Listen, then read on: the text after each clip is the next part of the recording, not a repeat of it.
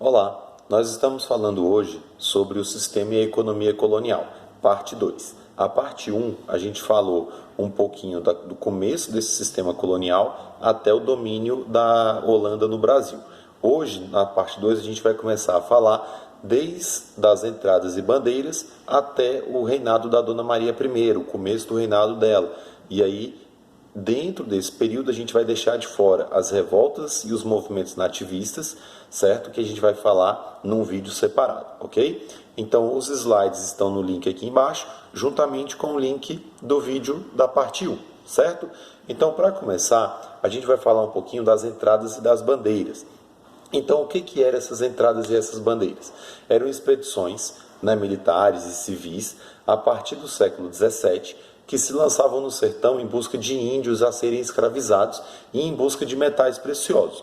Ou seja, para diversificar o processo da exploração colonial, essas entradas e bandeiras elas vão surgir para a captura de indígenas para escravizá-los e também na busca de metais preciosos, tendo em vista que nesse período do século XVII, a Espanha, né, na América Espanhola, já havia conseguido descobrir diversas minas de metais preciosos no seu território. Então, Portugal precisava diversificar a sua economia para complementar a sua balança comercial, encontrando esses metais preciosos aqui no Brasil, tendo em vista que as suas feitorias e as suas colônias, tanto na África quanto até mesmo o comércio com as Índias, já estavam em franca decadência. Então ele precisava voltar os olhos para o Brasil para tentar manter a sua economia ativa. E aí a gente tem dois grandes bandeirantes importantes nesse período, né? Manuel Preto, Raposo Tavares, teve diversos outros bandeirantes importantes também, como Domingos Jorge Velho, certo? Então, nesse período, esses bandeirantes foram muito importantes para a colônia, né? Que eles também foram bastante cruéis em relação à escravização dos indígenas. As principais relações e regiões mineradoras vão ser Minas Gerais, Goiás, Mato Grosso, o sul da Bahia, certo? Então, várias dessas regiões elas vão ser exploradas e vão encontrar ouro nessas regiões. Nesse período, né, o bandeirante ele era visto como desbravador, né, desses territórios. Mas a partir do século XX vai ser criada a ideia desse herói bandeirante, ou seja, esse bandeirante como um desbravador de verdade desse território brasileiro, né? Sobretudo com um escritor chamado Alfredo Elis Júnior. Ele vai escrever um livro chamado Raça de Gigantes, trazendo uma ideia de superioridade paulista em relação aos outros membros da colônia. Mas essa superioridade paulista ela não vai ser efetiva, mesmo porque eles não tinham uma sociedade plenamente democrática. Eles eram uma sociedade rústica, uma sociedade escravocrata, certo? Uma sociedade em que existia diferenças de classes sociais. Então eles colocavam uma superioridade, mas essa superioridade ela não era sentida de fato. Eles vão ser importantes sim na expansão do território da colônia portuguesa, certo? Porque o território da colônia portuguesa, como a gente já tinha visto no Tratado de Tordesilhas, era relativamente um território pequeno, né, em comparação ao território da América Espanhola. Então, dentro da concepção das bandeiras, elas foram importantíssimas para ampliação, levar essa linha do Tratado de Tordesilhas cada vez mais para o interior do território. E Domingos Jorge Velho, ele vai ser importante também, bandeirante, na luta contra o Quilombo dos Palmares, né? Então, dentro dessa concepção das lutas e das revoltas de escravos, nós vamos ter um vídeo separado, certo? Então a gente vai ter um vídeo falando sobre o movimento de resistência à escravidão e nós vamos ter um vídeo também falando dos movimentos nativistas e dos movimentos de emancipação da colônia, certo? Então a gente vai colocar em vídeos separados para facilitar o estudo. Quando que foi descoberto esse ouro e os diamantes aqui na região da colônia portuguesa? Mais ou menos ali por volta do ano de 1695, vai ser descoberto o ouro no Rio das Velhas, atual Sabará e Caeté. Possivelmente, segundo diz a tradição, pelo bandeirante chamado Borba Gato, certo? Esse ouro que foi encontrado aqui no Brasil, em primeiro momento, era o chamado ouro de aluvião. É aquele ouro que ficava às margens do rio, né, que eles conseguiam eles faziam a peneira, né? Peneiravam o leito desses rios e ali ficava, né, no fundo, as pedrinhas, as pepitas de ouro, né? Então era chamado de ouro de aluvião. Com a descoberta do ouro, nada mais comum do que ter uma corrida das pessoas em busca dessa região do ouro, né, que a gente vai chamar de corrida do ouro na colônia portuguesa. E aí essa primeira vai ser a primeira grande onda migratória para o Brasil. Então ela vai acontecer ali no final do século XVII para início do século XVIII. Durante todo o período da exploração do ouro, vai vir para o Brasil uma média de 8 a 10 mil pessoas por ano, e ao longo desses 60, 70 anos, né, que foi o período de exploração do ouro no Brasil, vão chegar aqui mais ou menos umas 600 mil pessoas. Quem é que vinha para cá? Pequenos proprietários, pessoas do baixo clero, padres, comerciantes, aventureiros, prostitutas, todo tipo de pessoas vinham para cá, inclusive alguns nobres também que estavam, né, em decadência, alguns deles em Portugal, também vinham para o Brasil em busca dessa riqueza. É claro que eles iam para cá para comprar escravos e esses escravos trabalharem para eles, certo? E aí esse ouro, né, vai ser um alívio financeiro em Portugal. Nos slides, se vocês estiverem acompanhando, eu coloquei um triângulo que vai ser chamado quase como um comércio triangular desse ouro. Por quê? O ouro para o Brasil vai ser a formação de uma elite colonial, certo? Então uma elite colonial vai ser formada a partir dessa exploração do ouro. Já vinha sendo formada também com a produção de açúcar no Nordeste brasileiro e um pouco desse açúcar também em São Paulo, mas vai ser formada uma elite, porque o ouro, você ficava rico a partir do momento que você o encontrava, certo? E aí, a Inglaterra vai ser importante também, por quê? Porque Portugal era muito dependente dos produtos ingleses.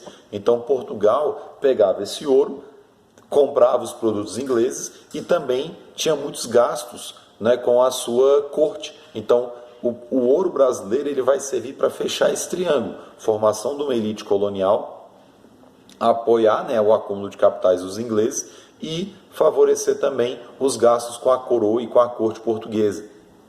A Inglaterra, nesse período, ela estava no processo industrial, enquanto Portugal ainda era um país basicamente agrícola, né? Tinha pouca produção de manufaturas, né? Por isso a importância desse ouro para compensar a balança comercial que existia. Lembramos que nós ainda estamos vivendo no contexto do mercantilismo. Então, para o mercantilismo, a ideia é fazer o quê? Que um país com mais metais preciosos ficaria sendo o país mais rico.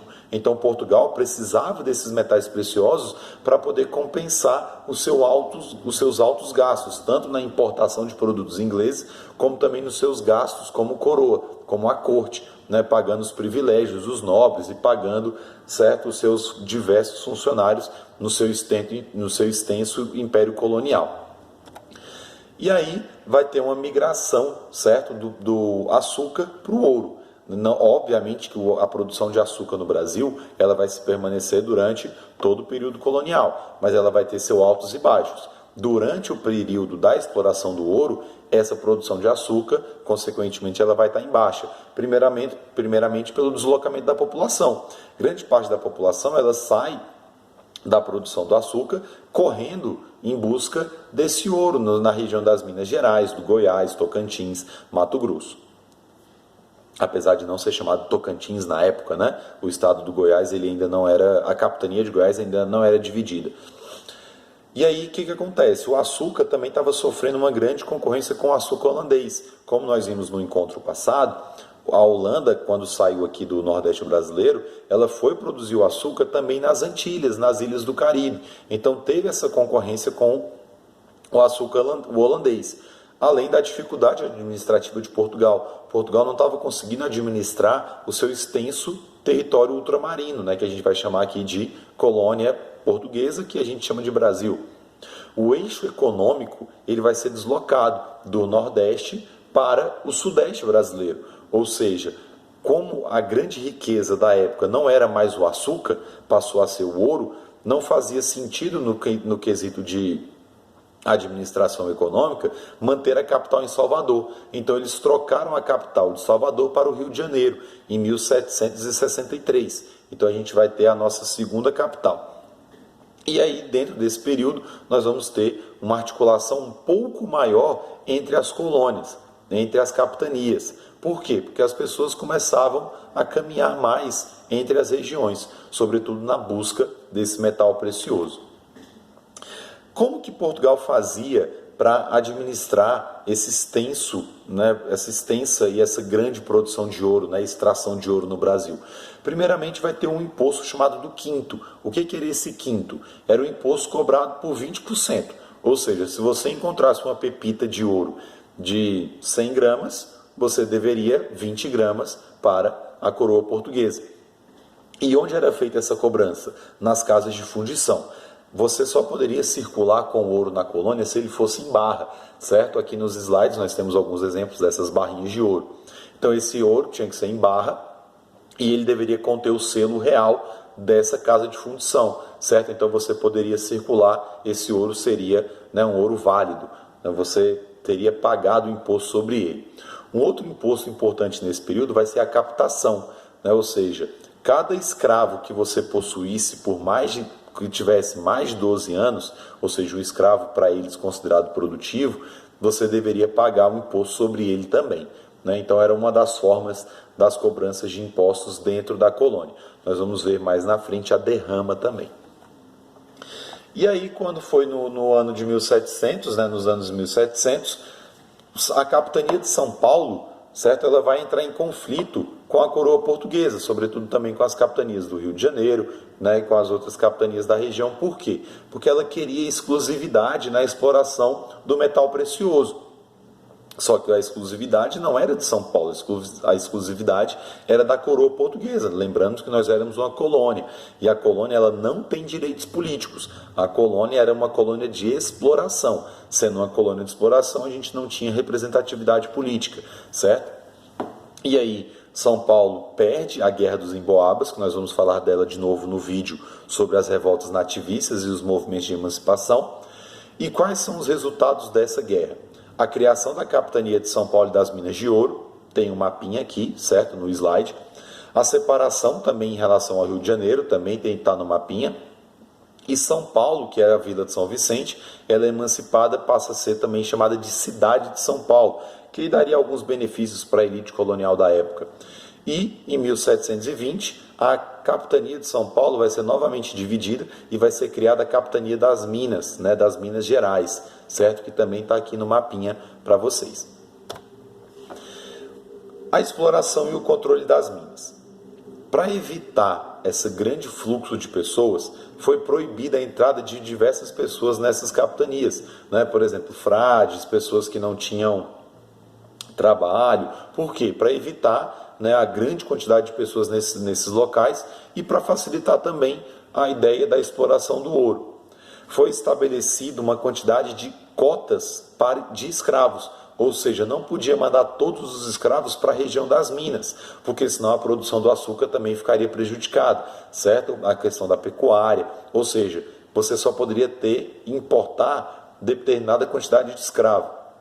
Vai ser criado diversas milícias, certo? Forças militares para garantir a segurança e as posses da coroa, certo? Então não era para garantir somente a segurança dos colonos, era sobretudo para garantir a segurança da exploração do ouro, para que esse ouro chegasse à coroa portuguesa. Essa sociedade mineradora, como eu coloquei aqui para vocês em alguns slides, ela era basicamente composta por pessoas negras, certo? E pardos. A população branca representava basicamente 22% da população na sociedade mineradora. A grande parte da população eram os escravizados indígenas, escravizados de origem africana, certo? Os libertos também indígenas e libertos também escravos, além de colonos, portugueses e as pessoas que já haviam nascido no território brasileiro. Lembrando que a gente já tinha aí mais ou menos uns 200 anos de história, a partir da chegada dos portugueses aqui no Brasil. E aí as cidades, nesse período, as vilas, elas vão surgir como centro de residência, centro de negócios, centros de festas, de manifestações culturais, das feiras. Então as grandes cidades desse período, vamos supor, por exemplo, Ouro Preto, uma grande cidade desse período da região mineradora, ela vai surgir e vai crescer a partir disso, certo? Da questão dos negócios, das festas, das manifestações culturais. E aí, esse período era de fato rico ou não? essa riqueza ela era bem relativa, porque apesar da grande quantidade de ouro que existia aqui no Brasil, esse ouro de fato não ficou todo aqui, né? Grande parte dele foi para a metrópole portuguesa, certo? E também pagando seus impostos para a Inglaterra, para os gastos que tinha para as igrejas em Portugal e também para as igrejas e para as ordens religiosas aqui no Brasil, né? Então, uma dica é a visita à cidade de Ouro Preto, né? Porque lá nas cidades de Minas Gerais, nas igrejas de Minas Gerais, nós conseguimos perceber, né, o grande fator de riqueza desse período, certo? Então, o apogeu desse período vai ser ali na metade do século XVIII, né, nos anos 1740, 1750, 1760. Só que também ocorreu grande pobreza nesse período. Como as pessoas abandonaram as suas produções e foram para a região de Minas para buscar esse ouro, essa riqueza muito rápido, praticamente se esqueceu da produção de bens de subsistência. Então teve no primeiro momento uma grande pobreza, gerou fome, desabastecimento, inflação, certo? Mas aí com o passar do tempo, né, a população foi diversificando, né, essas produções. Nesse contexto dos anos 1750, nós vamos ter no contexto mundial, né, sobretudo a partir do modelo europeu, a crise do antigo regime. Então aquele sistema que nós vimos alguns vídeos atrás sobre a formação das monarquias nacionais, a partir do século XIV, século XV, ele vai começar a entrar em declínio a partir do século XVIII. Nós vamos ver em vídeos posteriores. Sobretudo com o início do pensamento iluminista, o questionamento dos poderes absolutistas, o questionamento das práticas mercantilistas, o início do questionamento da escravidão. Então o antigo regime ele vai começar a entrar em colapso, certo? E esse colapso vai ser total, não é total não, vai ser maior a partir do momento da Revolução Francesa, que nós vamos ver posteriormente. E esse sistema colonial ele vai entrar em crise, sobretudo também com a proclamação da independência dos Estados Unidos em 1776, com a Revolução Francesa em 1789, com o processo da Revolução Inglesa que vai começar no final do século XVII, também vai adentrar todo o século XVIII, com a busca do livre comércio, um pensamento já capitalista, né? Ideia do crescimento do capitalismo, o fim dos ideais mercantilistas e a tendência de limitação e a extinção do trabalho escravo. Então essa ideia do sistema colonial ele vai começar a entrar em declínio no século XVIII, certo? Para nós ele só vai finalizar no século XIX e mais muitas práticas coloniais ainda vão existir no Brasil durante todo o século XIX. E aí aqui no Brasil, a partir do ano de 1750, nós vamos ter o reinado de Dom José I, certo? E aí a partir de Dom José I, nós vamos ter um carinha muito importante para a gente, chamado Sebastião José de Carvalho Melo. Nós vamos conhecer mais ele pelos livros de história, como chamado Marquês de Pombal. Ele era um ministro do governo de Dom José, certo? E ele vai ter uma ideia de buscar um absolutismo ilustrado, né? Ou seja, o déspota esclarecido, com a adoção de ideias iluministas pelos reis absolutistas, mas eles vão adotar os princípios, né, para que eles fortaleçam o seu próprio poder pessoal. Então eles vão ser chamados de déspotas esclarecidos, mas permanecendo no iluminismo, permanecendo no absolutismo, mas com pequenas, né, pitadas de ideais iluministas. Essa administração do Marquês de Pombal vai ser chamada de administração pombalina, certo? Devido ao Marquês de Pombal. E aí, quais são as grandes criações, né, de Marquês de Pombal? Primeiro, ele vai criar a Companhia Geral do Comércio do Grão-Pará e a Companhia de Criação da Companhia Geral do Comércio de Pernambuco e Paraíba. Qual era a ideia dessas companhias? Desenvolver a região com a circulação de mercadorias e escravos. Ou seja, fazer com que o eixo econômico brasileiro, que essa riqueza gerada em Minas Gerais, também chegasse nas regiões, sobretudo o que a gente chama hoje de Norte e Nordeste. Ele vai favorecer, obviamente, a elite colonial, sobretudo com cargos administrativos, fiscais, magistrados, militares. Ou seja, essa ideia de dar cargos, certo, para a elite não é uma ideia, né, nova para o Brasil, é uma ideia que vem desde a época do período colonial. Só que a gente vai ter umas ações sem sucesso, né? Por quê? Porque o açúcar brasileiro ele vai ter uma crise muito forte a partir dos anos 1760. O açúcar brasileiro ele vai sempre estar, né, num certo auge, depois uma certa crise, auge-crise. Vai ter uma grande queda na produção de ouro a partir dos anos 1770, certo? Então a produção do ouro do Brasil ela vai cair bastante. Nos anos 1755 teve um terremoto muito importante, muito forte em Lisboa, ou seja, grande parte desses recursos que eram extraídos aqui do Brasil vão ser levados para a reconstrução de Lisboa. Portugal está em constante conflito com a Espanha, certo? O contrabando do ouro era fortíssimo, então grandes expressões que nós utilizamos até hoje, como por exemplo o Santo do Pau Oco, era uma das formas que os colonos transportavam o ouro de forma ilegal no Brasil, certo? Tem imagens aqui nos slides que mostram, eles faziam imagens de madeira com o fundo oco, preenchiam com o ouro, certo? Para contrabandear esse ouro, para que eles não pagassem, né, um imposto sobre eles. Ou seja, diversas outras formas, como por exemplo esconder ouro nas unhas, esconder ouro no cabelo, no dente, né? Ou seja, esconder o ouro na pele dos animais para poder fazer esse transporte. Ou seja, o tráfico, né, e o contrabando de ouro nesse período era gigantesco. Nesse contexto, né, de crise econômica gigantesca, Portugal vai criar um novo imposto chamado de derrama, certo? Essa derrama era a cobrança de 100 arrobas anuais de ouro, certo? Ou seja, não interessa, eles queriam 100 arrobas de ouro, né, ao final do ano. E isso vai ser um dos fatores que vai levar à conjuração mineira, né, que nós vamos estudá-la posteriormente no vídeo específico dos movimentos emancipacionistas brasileiros, certo? Uma das coisas importantes também para o Brasil nesse período e para Portugal foi a instalação de manufaturas, tanto em Portugal como no Brasil, certo? Ou seja, um início, né, muito pequeno de um processo de industrialização que nem vai dar a ideia de um processo. Por quê? Porque quando Dom José morre, que assume a Dona Maria I, ela vai proibir as manufaturas no território brasileiro. Mas voltando e mantendo no período da administração pombalina, nós vamos ter em 1759 a expulsão dos jesuítas do Brasil.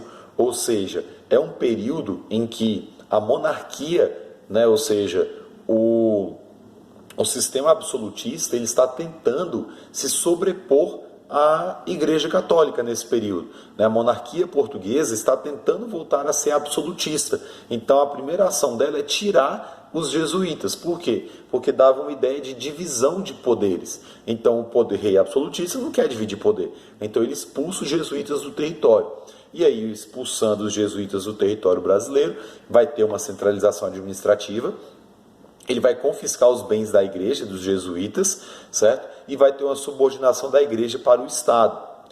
Nesse período também vai ter a extinção da escravidão do indígena, certo? Em 1757. Vai ter a legalização do casamento entre índios e brancos. Só que vai ter também um vazio no ensino colonial. Por quê? Porque grande parte das escolas que existiam aqui, e não eram muitas, elas eram controladas pela igreja, pelos jesuítas. Com a expulsão dos jesuítas, vai ter um vazio, né, que vai durar muito tempo aí no Brasil sobre essa educação na colônia. Diferente da colonização espanhola, que foram criadas diversas universidades no território colonial espanhol. No Brasil, aqui a gente só vai ter a criação dessas escolas e dessas universidades com Dom João VI já no século XIX. E aí, quando Dom José I morre, vai assumir Dona Maria I, né? E ela vai entrar em bastante conflito com essas ideias do Marquês de Pombal, sobretudo com a extinção das companhias de comércio e com a proibição das manufaturas, certo? E aí, a gente vai ter no próximo vídeo a explicação das revoltas coloniais, certo? Dos movimentos nativistas, certo? E aí fica a dica para que vocês baixem os slides e acompanhem os vídeos do canal, certo? Até mais!